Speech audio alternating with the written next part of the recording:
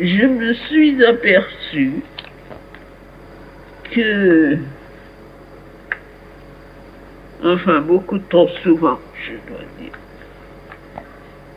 que la plupart d'entre vous n'écoutent pas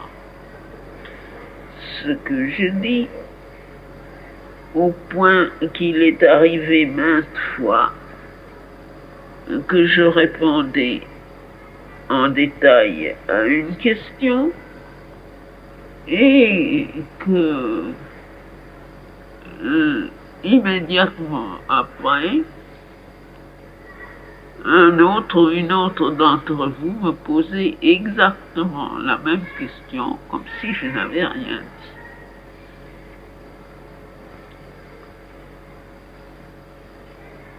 Et le phénomène est comme ça, que chacun est enfermé dans sa propre pensée, comme d'ailleurs je suppose que vous avez l'habitude de le faire à l'école,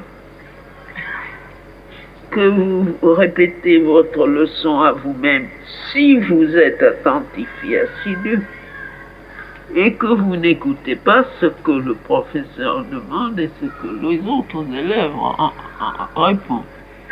Et ainsi vous perdez le trois quarts de l'avantage de ne pas être seul en classe. Ici, c'est plus sérieux, parce que je ne donne jamais une réponse personnelle, individuelle, que je réponds pour que tous en profitent. Et que si, au lieu d'écouter, vous continuez à penser à ce que vous avez dans la tête, il est de toute évidence que vous perdez l'occasion d'apprendre quelque chose. Ça, c'est le premier point. Si vous êtes ici, eh bien, d'abord, écoutez. Pensez pas à autre chose. Mais ça ne suffit même pas. C'est seulement le commencement. Il y a une bonne manière d'écouter et beaucoup de mauvaises manières d'écouter.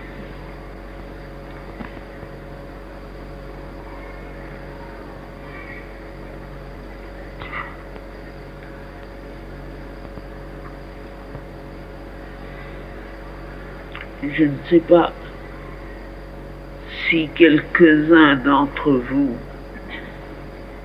sont assez amoureux de la musique pour savoir l'entendre. Mais si vous voulez écouter la musique, il faut que vous fassiez un silence absolu dans votre tête,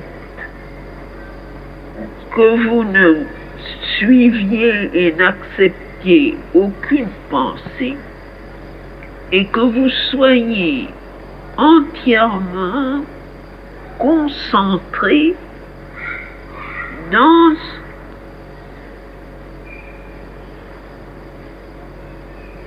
une sorte d'écran qui reçoit sans mouvement et sans bruit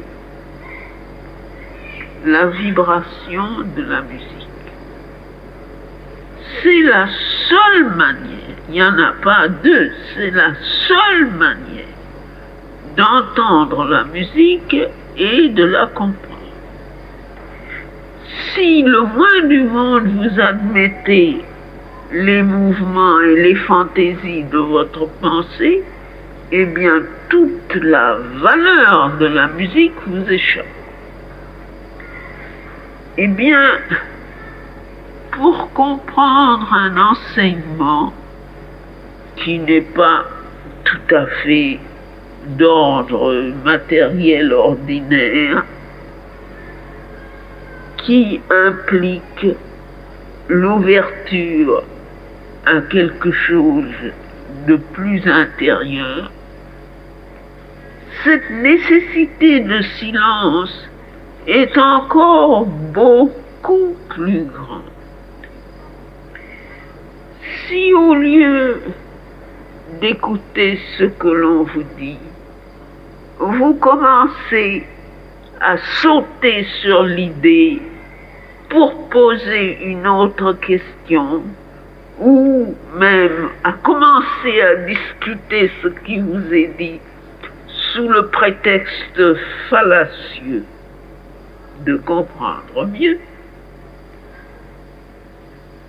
tout ce qui vous est dit passe comme de la fumée sans laisser aucun effet. De même que lorsque vous avez une expérience,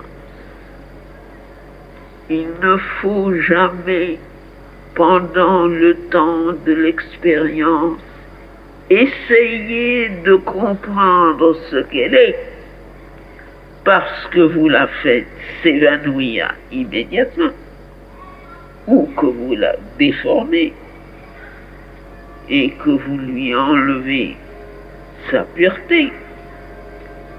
De même, si vous voulez qu'un enseignement spirituel entre au-dedans de vous, il faut que vous soyez tout à fait immobile dans votre cerveau.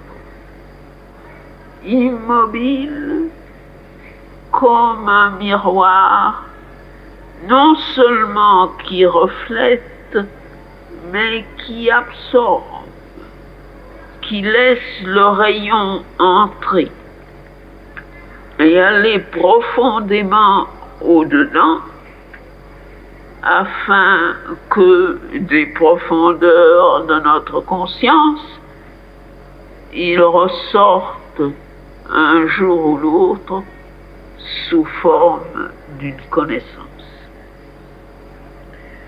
Si vous ne faites pas ça, vous perdez votre temps et par-dessus le marché, vous perdez le mien. Voilà un point qui est bien établi. Je pensais vous l'avoir déjà dit plusieurs fois, mais enfin, peut-être que je ne vous l'avais pas dit assez clairement. Si vous venez ici, venez avec l'intention d'écouter dans le silence. Ce qui arrivera, vous le saurez plus tard. L'effet de cette attitude silencieuse, vous le reconnaîtrez plus tard. Mais pour le moment, la seule chose à faire, c'est d'être comme ça. Silencieux, immobile, attentif, concentré. C'est tout.